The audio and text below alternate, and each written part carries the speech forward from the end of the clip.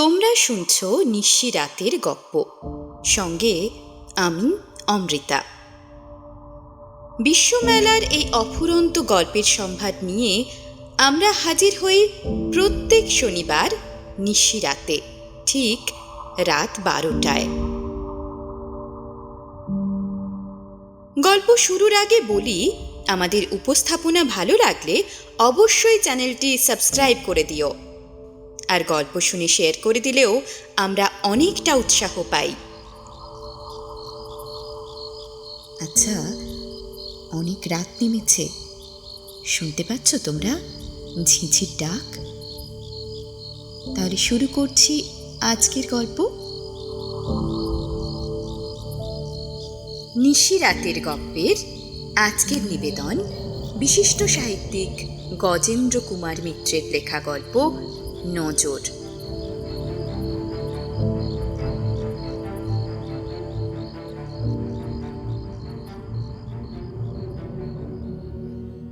খুব একটা বেশি দিনের কথা নয়, গত মহাযুদ্ধের আমল সেটা।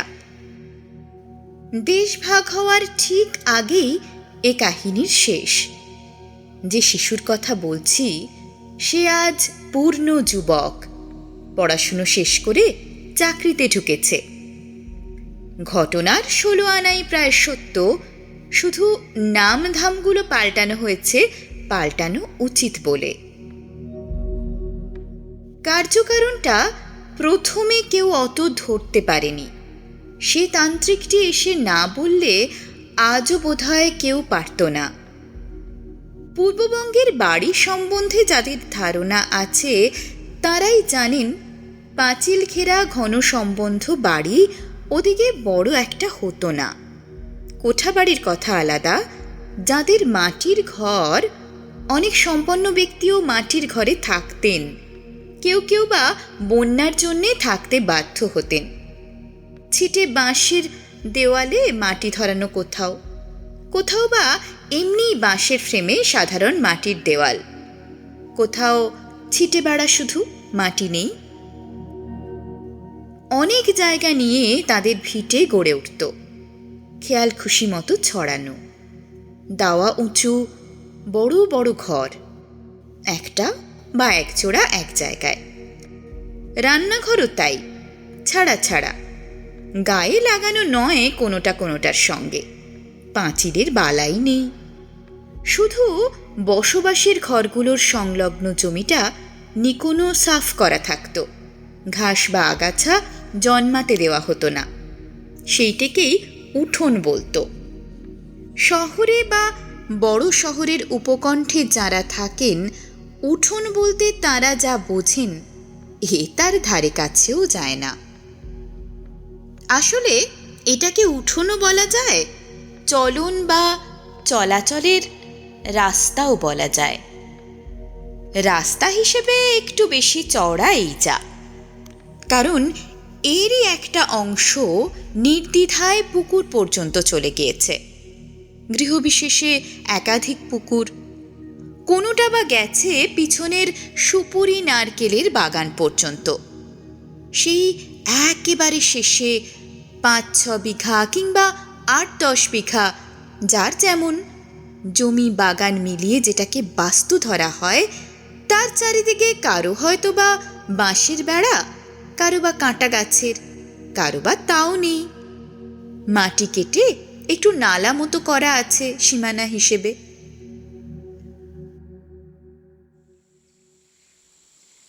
যেদিনের কথা বলছি, মুকুল বৌদি সেই রকম একটা চলাচলের জায়গায়, উঠোনও বলতে পারেন তাকে, বসে ছেলেকে দুধ খাওয়াচ্ছিল। তখন ঠিক সন্ধ্যের মুখটা, চারিদিকের বড় বড় গাছের ছায়ায় বেঁধে আবছা হয়ে এসেছে আলো, অথচ ঠিক আলো জ্বালারও সময় হয়নি। ঝুঁচকি বেলা যাকে বলে, এমনি সময় সেটা। কতকটা সেই আবছায়ার জন্যই ফাঁকা এসে বসেছিল বৌদি, কিছুটা আলো পাবে বলে। সন্ধ্যা দেখানো হলেও পাড়া গাঁয়ে সেই প্রদীপের আলো ভরসা। 2টি হ্যারিকেন আছে, একটা নিয়ে ছেলেরা পড়াশুনো করে, আর একটা জলে বাইরের চণ্ডী মণ্ডপে মুকুল বৌদির ভাসুর বসে হিসেবপত্র দেখেন, পাড়ার লোকজন এলে গল্পও করেন। তাছাড়া সন্ধে দেওয়া হলে আবার কিছুক্ষণ অপেক্ষা করতে হয়। সেই সন্ধেকালটা না কাটলে নাকি খাওয়াতে নেই। অথচ দেরিও হয়ে গেছে ঢের। কিষান এসেছে অনেক দেরিতে। গায়ে দুইতে সূর্য পাটে বসে গেছেন। ছেলেটা খিদে চিল চেঁচাচ্ছে। তৎসত্ত্বেও শাশুড়ি তিরস্কার করেছিলেন মুকুল বৌদিকে। কি গো বৌমা, এই রাক্ষুসী বেলায় তুমি পটে বসে ছেলেটাকে দুধ খাওয়াচ্ছ? খোলা জায়গা, যাতায়াতের পথ, পথ নয় চার রাস্তার মোড় বলাই উচিত। চারটে পথ চারদিকে চলে গেছে, এই কি একটা বসবার জায়গা হলো? এমন সময় কোনো খোলা জায়গাতেই খাওয়াতে নেই, অন্যি দেবতাদের নজর লাগে। অত গা করেনি মুকুল বৌদি। সত্যি কোনো বিপদ হতে পারে তা ভাবেনি, ভাবার কথাও নয়। এসব ভয় থাকে মানুষের অল্প বয়সে, যৌবনে ভয়ও থাকে না, বিশ্বাসও থাকে না। সে বয়সে অপদেবতার অস্তিত্ব একটা পরিহাসের বিষয় মাত্র। এই ঘটনার কয়েকদিন পরে ছেলের সেদিন 1 বছর বয়স পূর্ণ হতে ঠিক একটি দিন বাকি, মুকুল বৌদি ছেলেকে কোলে করে রাস্তায় এসে দাঁড়িয়েছিল। ঠিক দুপুরবেলা, চড়া রোদ, তবে বৌদি দাঁড়িয়েছিল একটা বড় কাঁঠাল গাছের ছায়ায়। অতটা কড়া রোদ বোঝা যাচ্ছিল না সেখানে। অবশ্য ছায়া না থাকলেই বা কি, রোদ থাকলেও দাঁড়াতে হতো। মুকুল বৌদি দাঁড়িয়েছিল মানিক জেলের খোঁজে, যে বুড়োটা মাছ দিয়ে যায়। আজ 3 দিন তার পাত্তা নেই, ফলে কারো পেটেই মাছ যায়নি কদিন। অসুবিধেটা মুকুলেরই বেশি। ছেলেটা সবে ভাত খেতে শিখেছে, কিন্তু মাছ না হলে এক দানা ভাতও খেতে চায় না। সেই গরজেই একবারে রাস্তার ধারে এসে দাঁড়িয়েছে। মানিককে দেখতে পেলে 1 কুনকে চাল আর 2 কুনকে খুদ কবুল করে নিজেদের পুকুরেই নামাবে একবার। আগে শুধু খুদ দিলেই হতো, এখন আর কেবলমাত্র 2 কুনকে খুদে বড় পুকুরে জাল ফেলতে চায় না কেউ। যেদিন দরকার থাকে সেদিন সামান্য বস্তুও দুর্লভ হয়ে ওঠে। বহুক্ষণ দাঁড়িয়েও মানিকের দেখা পাওয়া গেল না সেদিন। ফিরেই আসছে, হঠাৎ একটি মেয়ে ছেলে কোথা থেকে এসে প্রায় পথ জুড়ে দাঁড়িয়ে গেল। আহা, কাদের খোকা গা? বাহ, ভারী সুন্দর খোকা তো। তোমার বুঝি গা মা? এইটি পেতম না আর আছে? বাহ, বুক জুড়ানো ধন। খোকা বাবু, আমার সঙ্গে যাবে? পেট পুরে রসগোল্লা খাওয়াবো। বলতে বলতেই হাত বাড়িয়ে খোকাকে কোলে টেনে নিল সে। ইচ্ছে ছিল না মুকুল বৌদির, যার তার কোলে ছেলে দেওয়া পছন্দ করে না সে। বিশেষ করে মুখে মুখ দিয়ে চুমু খায়, বিশ্রী লাগে ওর। কিন্তু তখন সেই মুহূর্তে ঠিক বাধাও দিতে পারল না। স্বভাবতই ছেলে মেয়েকে সুন্দর বললে মা একটু গলে যায়, আর দিনে দুপুরে পাড়ার মধ্যে ছেলেকে একবার কোলে করবে, আপত্তিরই বা কী কারণ দেখাবে? বরং না দেওয়াটাই অভদ্রতা দেখায়। কেন দিচ্ছি না মুখ ফুটে বলাও তো শক্ত। আর মেয়ে ছেলেটিও নেহাত খুব ছোট ঘরের কি ভিখিরি এমনও মনে হলো না। বাসি করা ফর্সা কাপড় পরনে, রংটা ময়লা হলেও চেহারায় বেশ একটা শ্রী আছে। ওর কলকাতার মাসিমা বলেন লজ্জাত। মুখটাও কেমন যেন চেনা চেনা লাগছে, কোথায় যেন এর আগে দেখেছে ওকে। সেক্ষেত্রেও যদি পরে মনে পড়ে যায় যে মেয়েটি ওদের জানাশোনা কিংবা দূর সম্পর্কের আত্মীয় কেউ, তখন লজ্জার সীমা থাকবে না ছেলেকে কোলে নিতে অস্বীকার করলে। অবশ্য সে বেশিক্ষণ রইলও না, খানিকটা আদর করে চুমো খেয়ে আবার মায়ের কোলে ফিরিয়ে দিয়ে চলে গেল। সেই দিনই সন্ধ্যার সময় খোকার গা গরম হলো। রাত 10টা নাগাদ সে জ্বর উঠল 104 ডিগ্রিতে, গা পুড়ে যেতে লাগলো। ভয় পেয়ে রাত্রেই পাড়ার ডাক্তারকে ডেকে আনলেন যোগেশদা, কিন্তু তিনি কিছুই বুঝতে পারলেন না। সর্দি নেই, কাশি নেই, বুকে সর্দি বসা কি জল জমা কোনোটারই কোনো লক্ষণ পাওয়া যায় না। টাইফয়েড বা এই জাতীয় কোনো জ্বর হলে সঙ্গে সঙ্গে এত জ্বর বাড়ে না, তবে এটা কিসের জ্বর? বিষিয়ে টিসে গিয়েছিল কোনো রকম? কোথাও কেটে কুটে যায়নি তো? অসহায়ভাবে এদেরই বারবার প্রশ্ন করেন ডাক্তারবাবু। জ্বর কিন্তু বেড়েই যাচ্ছে এদিকে। ভোরের দিকে সদরে লোক পাঠানো হলো হাসপাতালের বড় ডাক্তারের জন্য। সদর খুব বেশি দূরেও নয়, মাইল 6, তবু খানিকটা নৌকোর পথ, ইচ্ছে থাকলেও তাড়াতাড়ি যাওয়া যায় না। ফলে সেখানে পৌঁছে ডাক্তারবাবুকে ধরে নিয়ে আসতে দুপুর গড়িয়ে গেল। তখন আর ডাক্তারের কোনো প্রয়োজন ছিল না, তার অনেক আগেই ছেলেটি মারা গেছে। কিন্তু কি হয়েছিল, কিসে মারা গেল, এত জ্বরই বা হঠাৎ উঠল কেন, এমন নীল হয়ে গেল কেন ছেলে, তা এই বড় ডাক্তারবাবুও কিছু বুঝতে পারলেন না।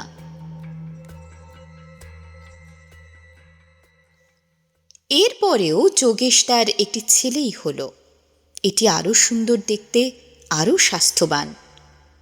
এর যখন 11 মাস বয়স, মুকুল বৌদিকে বাপের বাড়ি যেতে হয়েছিল। বাবার খুব অসুখ, মা তার আগে থাকতেই শয্যাশায়ী। এক বউ দিল্লিতে, আরেক বউ ব্যাঙ্গালোরে। বাধ্য হয়ে মুকুল বৌদিকে যেতে হয়েছিল। সে কাছে থাকে, তার শ্বশুরবাড়িতে লোকের অভাব নেই, অর্থাৎ কাজ করার লোকের। শাশুড়ি, পিসশাশুড়ি, বড় যা, এক বাড়ি মেয়ে ছেলে। এদেরও কিছু অসুবিধে ছিল না। যেতে হয়েছিল, গিয়ে থাকতেও হয়েছিল মাসখানেক। মা যতদিন না উঠে সংসারের ভার নিতে পারেন। এইখানে একদিন মুকুল বৌদির বাপের বাড়িতে 2খানা ঘর, কোঠা, তারই একটার সামনে দালানে ছেলেকে নিয়ে বসে আছে। ছেলে বুকের দুধ আজকাল খায় না বড় একটা, সেই দিন খাচ্ছিল একটু আধটু। এক বৃদ্ধা মহিলা এলেন।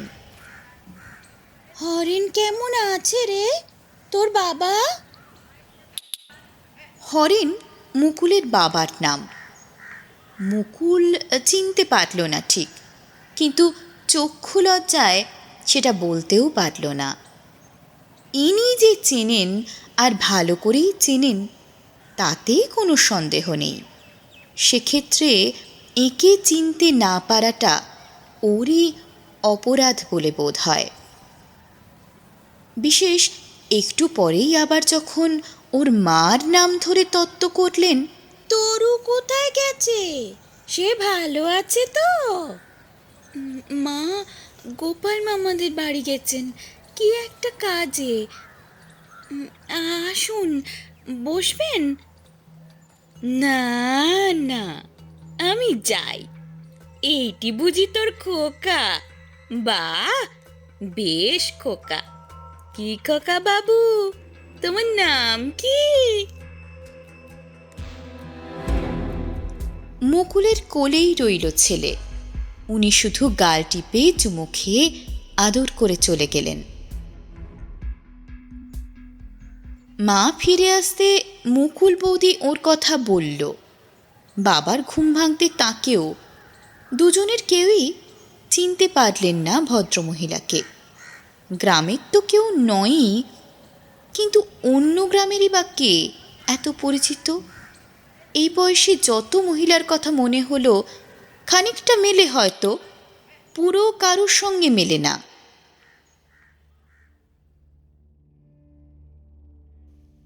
এর 2 দিন পরে এই ছেলেরও তেমনি জ্বর এলো, সেই প্রচণ্ড গা পুড়ে যাওয়া জ্বর। এই গ্রামের যিনি একমাত্র ডাক্তার, তাকে সেদিনই কী কারণে পাওয়া গেল না। সে জায়গায় বড় কবিরাজকে ধরে নিয়ে এলেন হরেনবাবু। খুব বিখ্যাত কবিরাজ, বিস্তর নাম ডাক, রসসাগর উপাধি। তিনি হাসতে হাসতেই এসেছিলেন, কিন্তু ছেলের নাড়ি ধরতেই তার মুখ শুকিয়ে উঠল। তিনি হরেনবাবুকে বললেন, গতিক আদৌ ভালো না। তোমাদের যাতে কোনো ক্ষোভ না থাকে সেইভাবে তোমরা চিকিৎসার ব্যবস্থা করো। অন্য কোনো ডাক্তার ডাকতে চাও ডাকো। যা করার সবই করা হলো। সন্ধ্যা নাগাদ একজন কেন 2জন ডাক্তারই এলেন। যোগেশদারাও এসে পড়লেন, কিন্তু কিছুতেই কিছু হলো না। রাত 1টা নাগাদ এ ছেলেও মারা গেল। পরে হিসেব করে দেখা হয়েছিল সেই দিনই ওর 1 বছর পূর্তির দিন, আর একটা দিন বেঁচে থাকলে জন্মদিন পেত।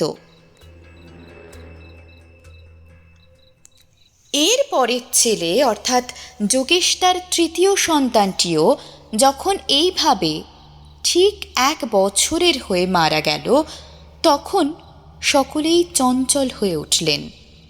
এতটা একেবারে কাকতালীয় হতে পারে না, অন্তত অনেকেরই তাই মনে হলো। ঠিক 1 বছর বয়স হলেই মরছে, আর একই ধরনের জ্বর, একরকম লক্ষণ। জ্বর হওয়ার ঠিক আগে একজন করে অচেনা লোক আদর করে যাচ্ছে। সবটাই স্বাভাবিক, দৈবের যোগ বলে মানতে চাইলেন না তারা। 3য় সন্তানটির বেলাও নাকি সেই জ্বর আসার আগের দিন যোগেশদা কোলে করে বেড়াতে বেরিয়েছিলেন। কে একটি অল্প বয়সী ফ্রক পরা মেয়ে পথে ধরে কোলে করে প্রচুর আদর করেছিল। অত অল্প বয়সের মেয়ে বলেই কোনো সন্দেহ হয়নি যোগেশদার, কিন্তু এখন প্যাটার্ন মিলে যাচ্ছে। মনে হচ্ছে যে একই ব্যাপার। এরপর যে কিছু একটা করা দরকার সে বিষয়ে কারো সন্দেহ রইল না। সকলেই নিজের বুদ্ধি ও অভিজ্ঞতা মতো উপদেশ পাঠাতে লাগলেন। নানা ধরনের পরিকল্পনা অনেক সময় পরস্পর বিরোধীও হয়ে উঠতে লাগল। শেষ পর্যন্ত কিন্তু যোগেশদার মামা কামিনীবাবুর পরামর্শটাই এদের সকলের মনে লাগল। কামিনীবাবু জানালেন, ওদের গ্রাম থেকে 3খানা গ্রাম পরে এক তান্ত্রিক সাধক থাকেন, পিশাচ সিদ্ধ, খুব বড় সাধক নাকি। তাকে গিয়ে ধরলে এর প্রতিকার হতে পারে। তিনি নাকি প্রসন্ন হলে দিনকে রাত করে দিতে পারেন। এমন সব লোকের বহু উপকার করেছেন তিনি, জীবন রক্ষাও করেছেন। কামিনীবাবুর এক সম্বন্ধীকে ঘোর সর্বনাশ থেকে উদ্ধার করেছেন। তবে পয়সার লোভ দেখিয়ে কিছু করানো যাবে না, সে মানুষ নন। খেয়াল হলে করবেন, নয়তো একেবারে হাঁকিয়ে দেবেন। খেয়াল হলে নিজেই পয়সা চেয়ে নেবেন, নইলে সেধে কেউ দিতে গেলে হয়তো লাথি মেরে বসবেন, নয়তো মুখে থুতু দেবেন। একবার চেষ্টা করে দেখা যাক অন্তত। যা মনে হচ্ছে সত্যিই যদি তাই হয়, যদি কোনো অপদেবতারই ব্যাপার হয় একটা, ওর দ্বারাই একটা সুরাহা হবে। পরামর্শটা সকলেরই মনে লাগল। কামিনীবাবু বলে দিলেন,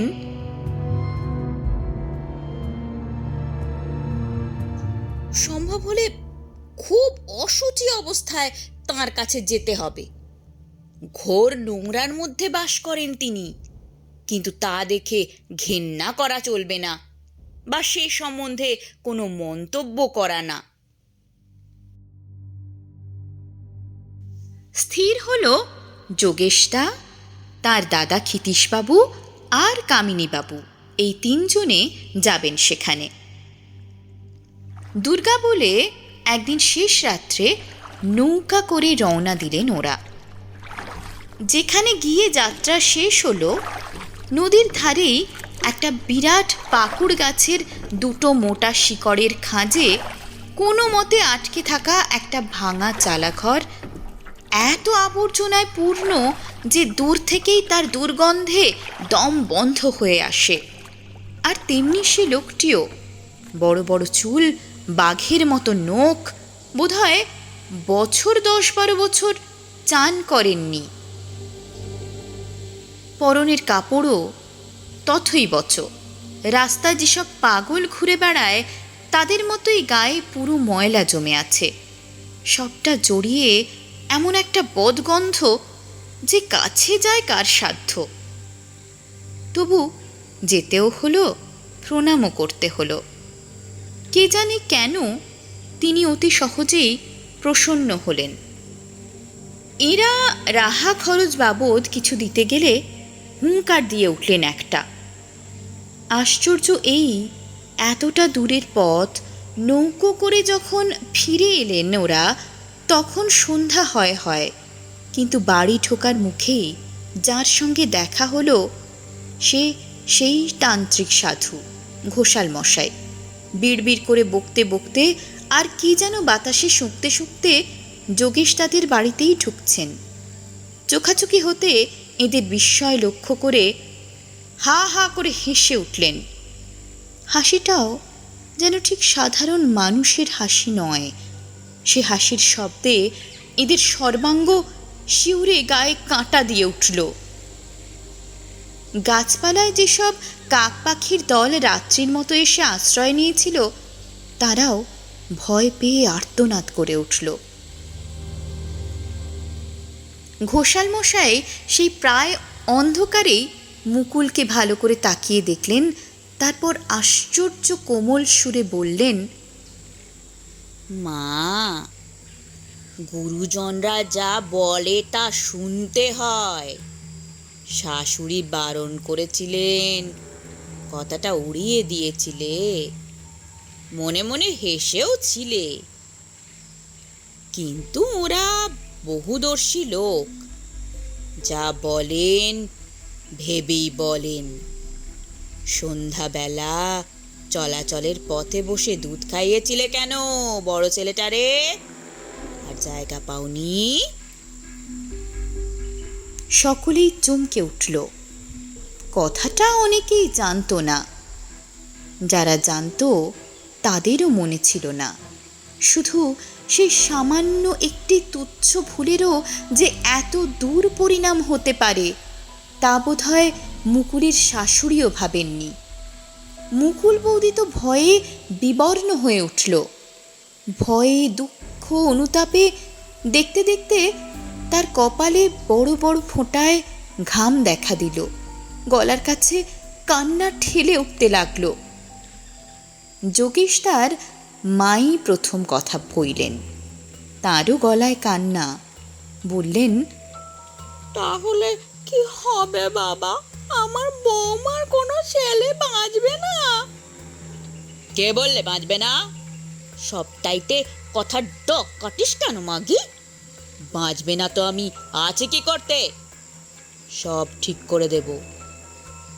এই তো আবার সামনে ছেলে আসছে ওর, এ বাঁচবে। ওরা আরও ছেলে মেয়ে হবে, সব বাঁচবে। তবে যা বলে যাচ্ছি ঠিক মতো তাই শুনতে হবে। যতদিন না ছেলের 18 মাস বয়স হচ্ছে, ততদিন ছেলেকে কোনো খোলা জায়গায় বসিয়ে খাওয়াবে না।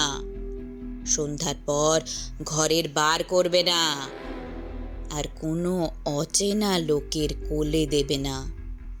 এই শুনি যদি চলতে পারো তাহলে আর ভয় নেই।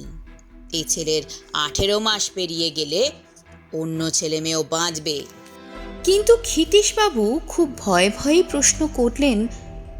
মায়ের লাঞ্ছনা দেখে ভয় হয়ে গেছে তার। কিন্তু যদি কোনো বিশেষ কারণে বার করতে হয়? নিতান্তই যদি বার করতে হয়।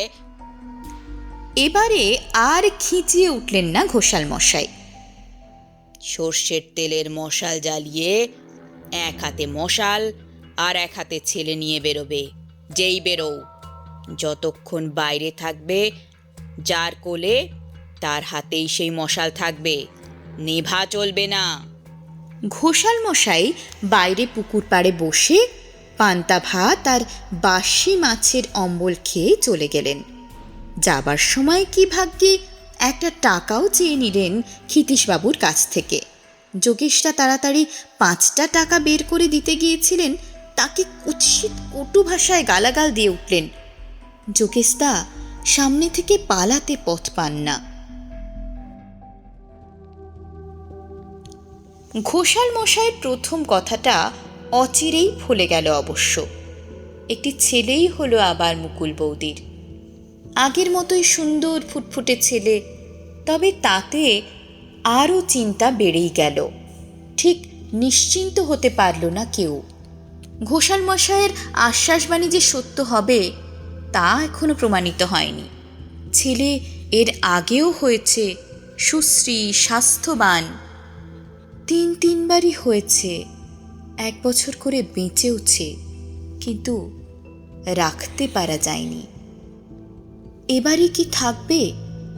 সত্যি কি ঘোষাল মশাইয়ের কোনো শক্তি আছে? জন্মদিন যত কাছে আসে ততই যেন কণ্টকসজ্জা বোধ হয় সকলের। মা বাবা ঠাকুরমার তো বটেই, জ্যাঠা জেঠিদেরও কম নয়। বারবার এই বিশ্রী কাণ্ড হয়ে যাচ্ছে, কারুরই ভালো লাগছে না সেটা। কিন্তু ঘোষাল মশাইয়ের প্রভাবেই হোক আর সাবধানে থাকার জন্যই হোক, উৎকণ্ঠ রুদ্ধ নিঃশ্বাস প্রতীক্ষার মধ্যে দিয়ে 1 বৎসর পূর্ণ হয়ে গেল খোকার। তাও যেন বিশ্বাস হতে চায় না। সবাই বারবার হিসেব করছেন, পাঁজি ক্যালেন্ডারের সঙ্গে মিলিয়ে দেখছেন। তবুও দুর্ভাগ্য যে সত্যিই কাটল, 1 বছর যে ভালোই ভালোই পার হয়ে গেল, এ কথা ভাবতে পারেন না আর। সেই কারণেই আরও 2-3টে দিন ছটফট করল সবাই। আশা ও আশঙ্কায় নিদারুণ সংশয়ের মধ্যেই তারপর একটু একটু করে যেন নিঃশ্বাস পড়ল সকলের। আবার সহজ হয়ে উঠতে শুরু করলেন সবাই। অবশ্য ফাঁড়া একেবারে কাটেনি এটাও ঠিক। ঘোষাল মশাই 18 মাস বা 1.5 বছর সময় বেঁধে দিয়েছেন। এই সময় পর্যন্ত সাবধানে থাকার নির্দেশ আছে। তবু আসল সেই ভয়ঙ্কর 1 বছরের সীমানা তো পেরিয়ে আসতে পারা গেছে, এই তো ঢের। অনেক দিন পরে আবার এ বাড়ির মেয়েদের মুখে হাসি ফুটল। এই 1টা বছর খুবই সাবধানে ছিলেন এরা। এর মধ্যে একবার রাত্রে বার করতে হয়েছিল খোকাকে। মুকুল তখন তার বাপের বাড়িতে। হঠাৎ এদের এক জ্যাঠা এসে পড়লেন, মানে যোগেশ তার জ্যাঠা। ভারত ছাড়ো আন্দোলনে জেলে গিয়েছিলেন। দীর্ঘকাল পরে ছাড়া পেয়ে একবার এদের সঙ্গে দেখা করতে এসেছেন। সেদিন ভোর রাত্রে রওনা হতে হবে। অবিলম্বে হাসপাতালে ভর্তি হওয়া দরকার। গুরুতরভাবে পীড়িত। একদিন দেরি হওয়া মানেও মৃত্যুর দিকে 1 পা বেশি এগিয়ে যাওয়া। সুতরাং তাকে নিয়ে যাওয়া যায়নি অত দূর। রাত পোহানো পর্যন্ত অপেক্ষাও করা যায়নি। খোকাকেই আনতে হয়েছিল। দূর বেশি নয়, মাত্র মাইল চারাকের ব্যবধান, তবু দেরি একটু লাগে। খানিকটা পথ নৌকোয় ও খানিকটা হেঁটে আসতে হয়, কিংবা গরুর গাড়িতে। সেই সমস্ত পথই হরেনবাবু এক হাতে নাতিকে আর এক হাতে মশাল নিয়ে এসেছেন, কারুর হাতেই দেননি। ফলে এখানে এসে যখন পৌঁছলেন, কোনো হাতই আর নাড়াবার ক্ষমতা নেই। 3 দিন ধরে শেক মালিশ দিয়ে তবে সার ফিরিয়ে আনতে হয়েছিল। এভাবেই হুঁশিয়ার থাকতে হবে। নিয়ম কানুন সতর্কতা একটু শিথিল করা যাবে না। সে সম্বন্ধে সকলেই সচেতন, কারুরই দ্বিমত নেই। পরস্পরকে বলেওছেন বারবার। তবু কবে এবং কখন যে সে সতর্কতা শিথিল হয়ে এসেছে একটু, তা কেউই টের পাননি। এমনকি যার সবচেয়ে সজাগ থাকার কথা, সেই মুকুলও যে কখন নিজের অগোচরেই একটু ঢিল দিয়েছে আগের সেই সদা সতর্কতায়, তা সেও বুঝতে পারেনি। আর তার ফলেই সেদিন একটা অঘটন ঘটে গেল। কালটা পূর্বাহ্ন, বেলা 9টা 9:30 হবে। বাড়িতে লোকজনও বিস্তর, আর সেই জন্যই কারো খেয়াল হয়নি। আর একেবারে বাইরেও নয়, দরজা ঘেঁষে বসেছিল ঠিকই, তবু ঘরের মধ্যে বসেই মুকুল দুধ খাওয়াচ্ছিল তার ছেলেকে। 1 বছরের হলেও এখনও ঝিনুকে দুধ খায় খোকা, গ্লাসে বা বাটিতে দিতে শেখেনি। ব্যাপারটা কেউ লক্ষ্যও করেনি, সকলের চোখের সামনে বলেই হয়তো বিশেষ করে লক্ষ্য করার মতন মনে হয়নি কারো।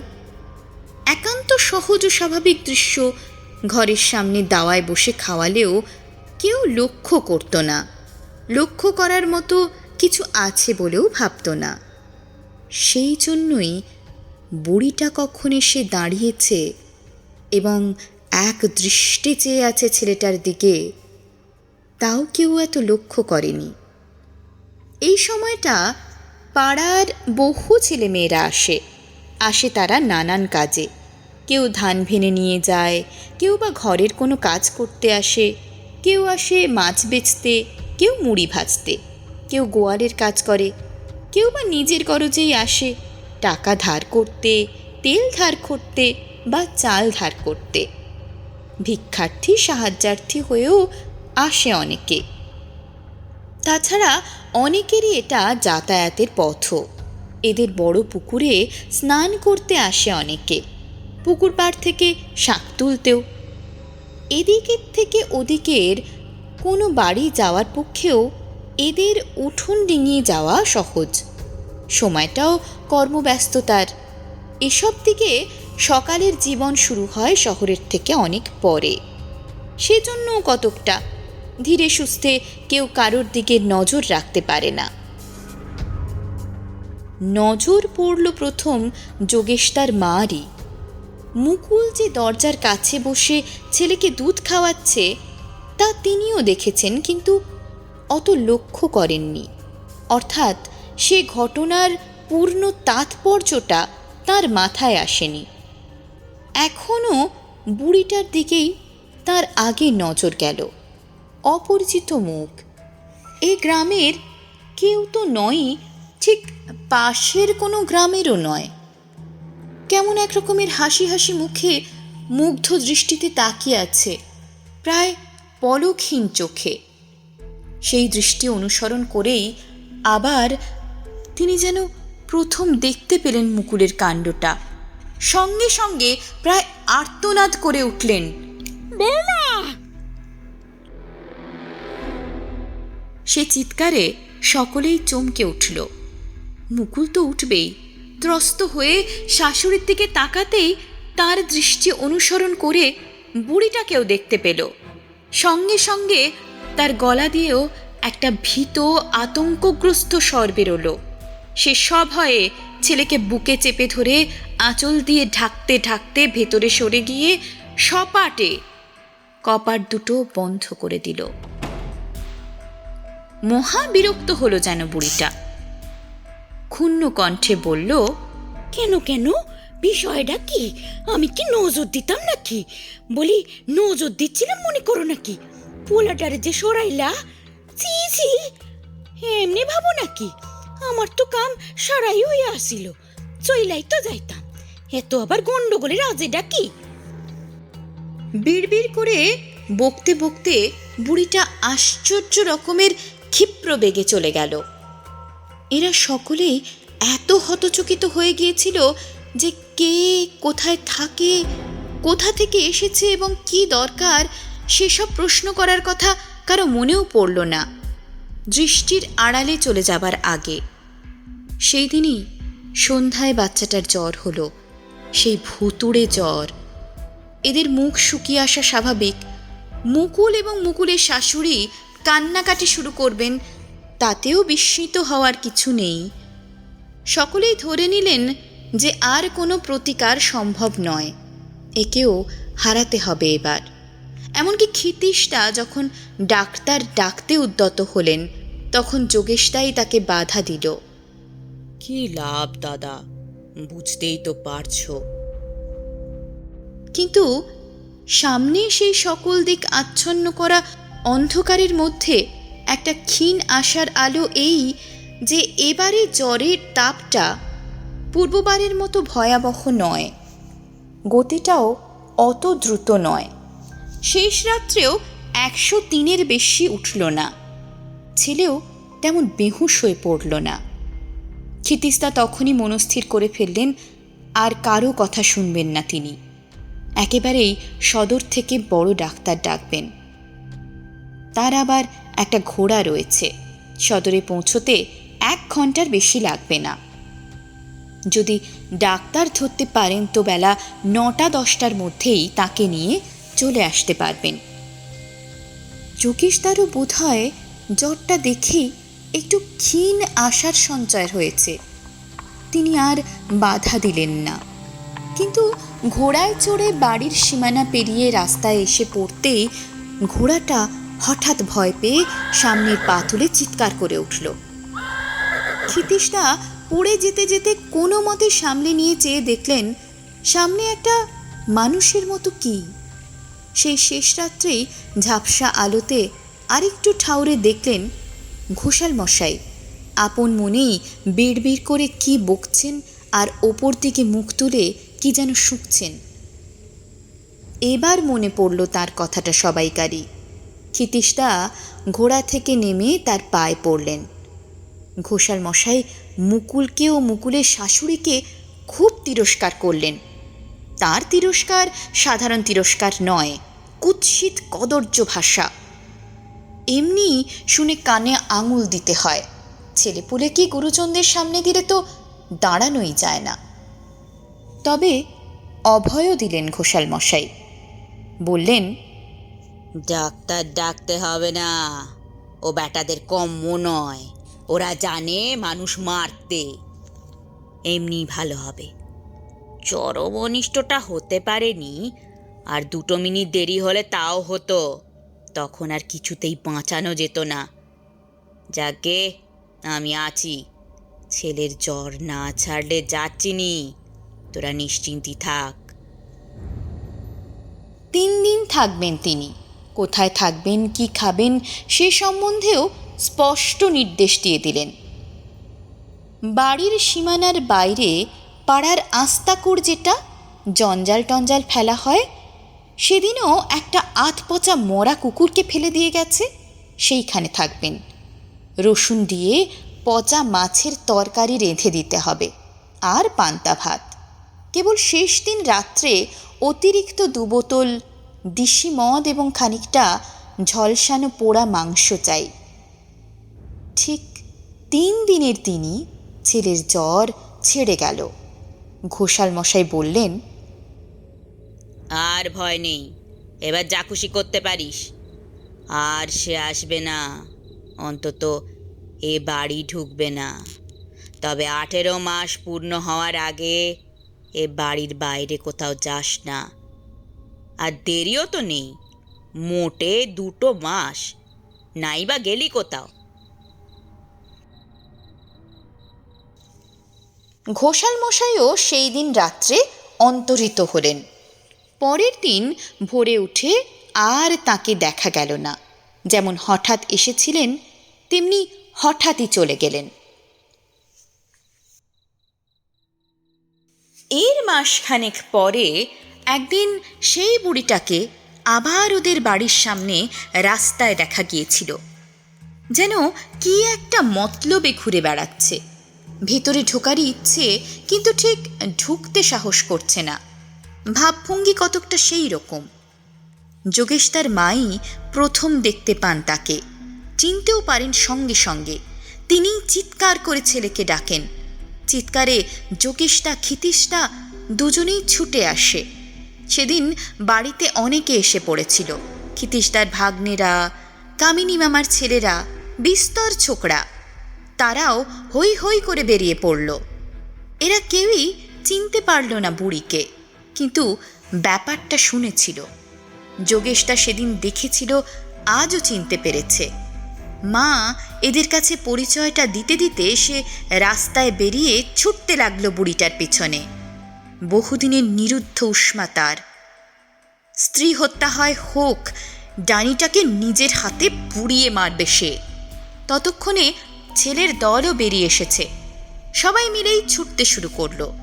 বুড়িও ব্যাপারটা বুঝে ছুটতে শুরু করেছে আগেই। তবে তা নিয়ে ওরা কেউ মাথা ঘামায়নি অত। একে মেয়ে ছেলে, তাই বুড়ো মানুষ, কতক্ষণ পারবে ওদের সঙ্গে ছুটতে? কিন্তু আশ্চর্য এই, এরা সকলেই অল্প বয়সী, গ্রামের ছেলে, খেলাধুলোও করে সকলে। ছোটা প্রত্যেকেরই অভ্যেস আছে এদের। তবুও বুড়িটাকে ধরতে পারল না ওরা। যত জোর দেয় বুড়িও তত জোরে দৌড়োয়। ছুটতে ছুটতে ক্রমশ গ্রামের সীমানায় এসে পড়ল। সামনে দিগন্ত বিস্তৃত মাঠ, ধানের ক্ষেত। অবশ্য তখন ধান কাটা হয়ে গেছে। তবুও দৌড়তে অসুবিধে হয় বই কি, সে অসুবিধে দুপক্ষেরই হওয়ার কথা। কিন্তু এই সময় একটা অদ্ভুত কাণ্ড ঘটল। মাঠের মাঝামাঝি একটা গাছ ছিল, সম্ভবত শিমুল গাছ, বিরাট বহুদিনের গাছ। বুড়িটা সেইখানে গিয়ে হঠাৎ সেই প্রকাশ্য দিবালোকে সকলের সামনে চোখের নিমেষে মিলিয়ে গেল। আগের মুহূর্তেও সকলে দেখেছে বুড়িটাকে সেই গাছটা দুহাতে জড়িয়ে ধরতে। পর মুহূর্তেই কোনো চিহ্ন দেখতে পেল না আর। ভয় হওয়ারই কথা, ভয় হলো। যতই দিনের আলো হোক আর দল বেঁধে থাক, এমন অলৌকিক অবিশ্বাস্য কাণ্ড দেখলে কার না ভয় হয়? সকলেরই গাটা ডোল দিয়ে উঠল একবার। মুখ শুকিয়ে গেল, কিন্তু যোগেশটাও প্রতিহিংসায় স্থির প্রতিজ্ঞ। সে বলল, আমি এইখানে আছি, তোরাও জন্দুই থাক। বাকি সব বাড়ি গিয়ে কিছু কাঠখড়ার তেল নিয়ে আয়, গাছটাকে পুড়িয়ে দেব। সেই মতোই ব্যবস্থা হলো। চারিদিকে কাঠখড় সাজিয়ে তেল ঢেলে আগুন লাগিয়ে দেওয়া হলো। বিপুল অগ্নিশিখা উঠল গাছটার চারিদিক বেয়ে। সে আগুন আর ধোঁয়া দূর দূরান্তের গ্রাম থেকেও দেখা গেল। শয়ে শয়ে লোক ছুটে এলো ব্যাপার কি দেখবার জন্য। ডালপালা, শাখা প্রশাখা, পত্র পল্লব সব ঝলসে পুড়ে গেল, কিন্তু আশ্চর্য এই, মূল কাণ্ডটা কিছুতেই পুড়ল না, বহু চেষ্টা করেও।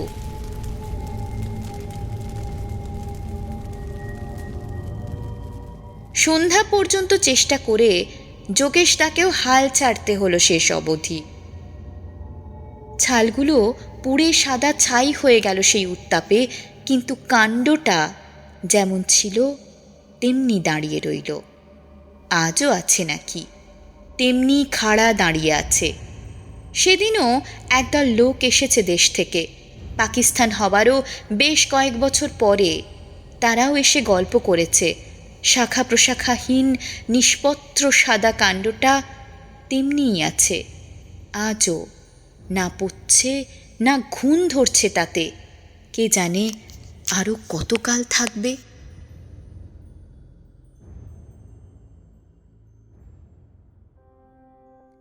আজ শুনলেন গজেন্দ্র কুমার মিত্রের গল্প নজর।